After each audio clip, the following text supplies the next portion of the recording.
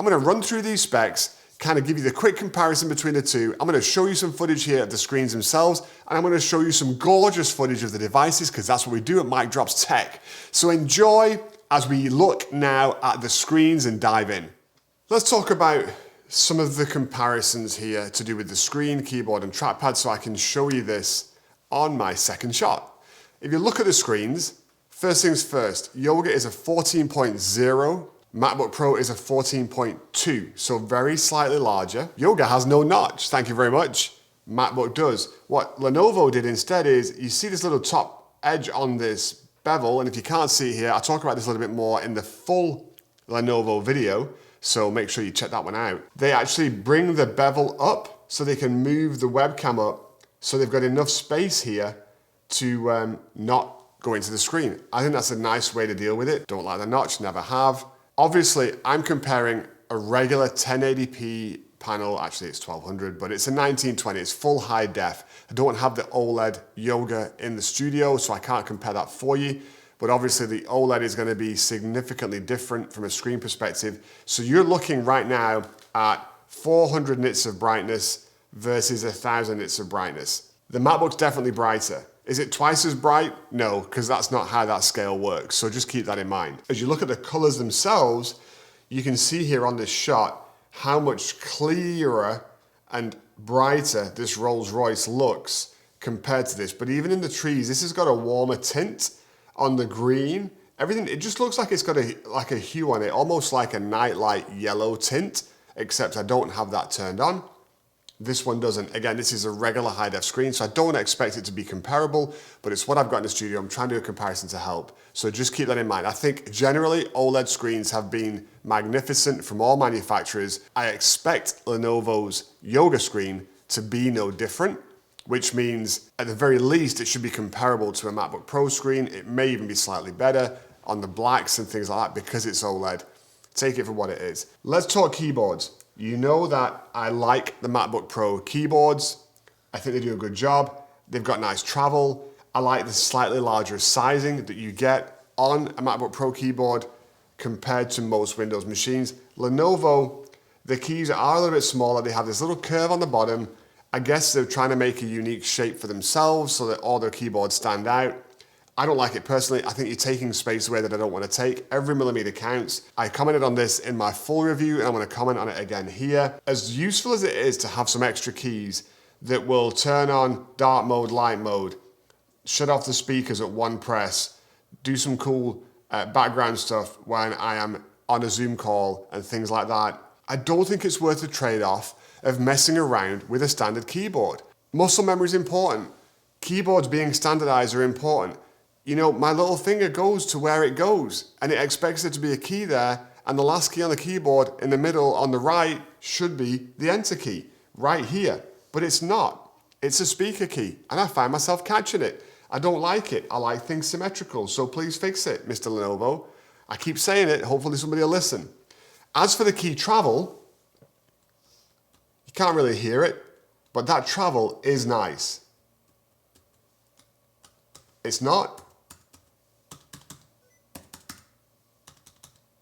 as clicky as the MacBook when I'm not trying to make it click and I'm just pressing it. I actually think the Lenovo keyboard has a nicer feel to it. The MacBook kind of feels hollow as you press the key down. The Lenovo feels like there's just a little bit of sponge in there, and I like sponge. It's just got that little bit of softness to it, and I actually think the motion up and down feels a little bit better. When it gets to trackpads, that's a whole different story. I admit, this is a lower level model. It was $999, about $1,000, okay? But they make this same 9i in a $1,750 version, which is the one with the OLED.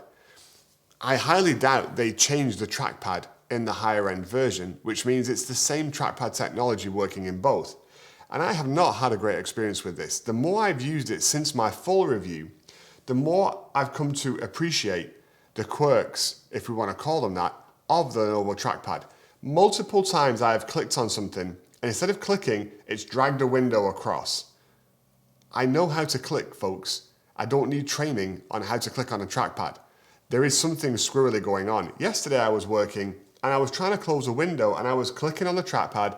It wouldn't close. It was as if I wasn't clicking on anything. I would touch the trackpad so that it wouldn't click and I would just use the sensitivity of the touch. It still wouldn't close. So I don't know if I've just got a strange unit, but it seems to have a mind of its own sometimes and I don't like it. Maybe there's a firmware update I need to apply. I'm going to check into it. But overall, it's been okay. I've just had these few quirks. Even taking the quirks aside, nothing beats the haptic trackpad of a MacBook Pro. Surface Laptop Studio has haptics. It's also glorious. Haptics is the way to go. Trackpads with haptic are awesome. And what that means is there's no moving parts. When you press on it and you click on it, it's voodoo that's making that click come through to your finger. Nothing's moving.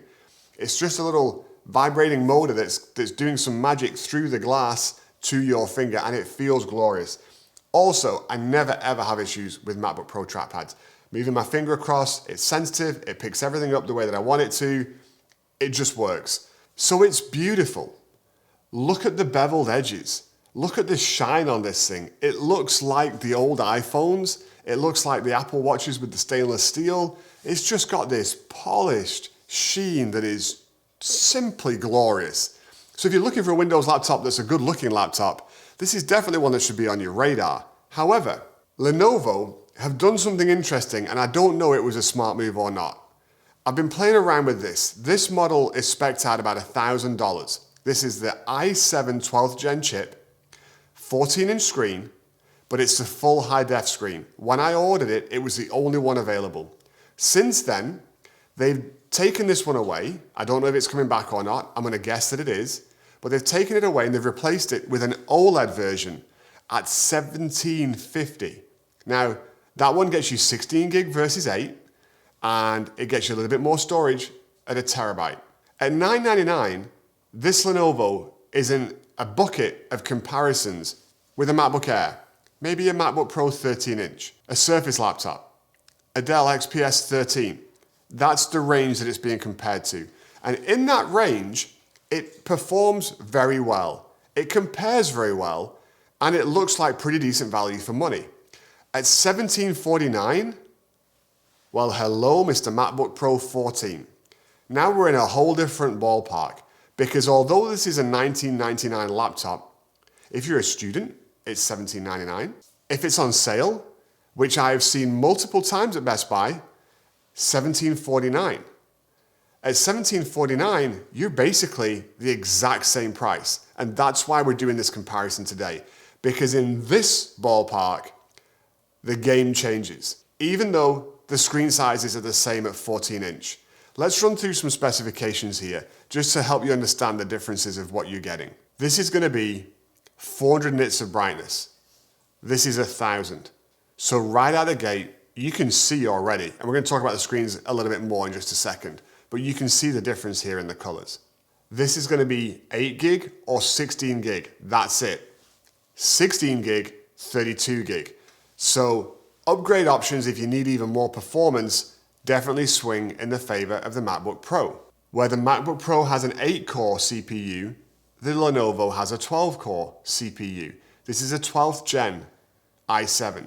Generally speaking, from what we've seen in the studio, the single core performance of the i7s hasn't been particularly overwhelming.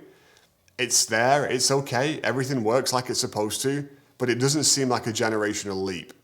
A lot of reviewers and a lot of benchmarks are showing the multi-core performance of the 12th gen to be particularly strong. And from the little bit of testing we've done, I haven't run it on this machine, but when we've done tests in the past, we typically get a 4K file and we render it out to see how long it takes. And I can tell you on multi-core, Intel are definitely performing well compared to the M1 chips. Even the Pro, even the Max get beaten by Intel 12th gen in multi-core performance. So, you know, it depends the software that you're using and your use case, but keep that in mind. But then we talk about battery life and we say, okay, is this even a conversation? No, it's not. Lenovo quote 23 hours of battery life on their website. Mr. Lenovo, what 23 hours are you living on? Is this like the movie Interstellar, where they're on that planet and a few minutes there is like 20 years in the real world? Maybe. every hour we spend on that planet will be 7 years back on Earth. But there is no way in heck you're getting 23 hours on this. I don't care what you're doing. If you turn that screen brightness all the way down to like 1 notch, allow me to demonstrate.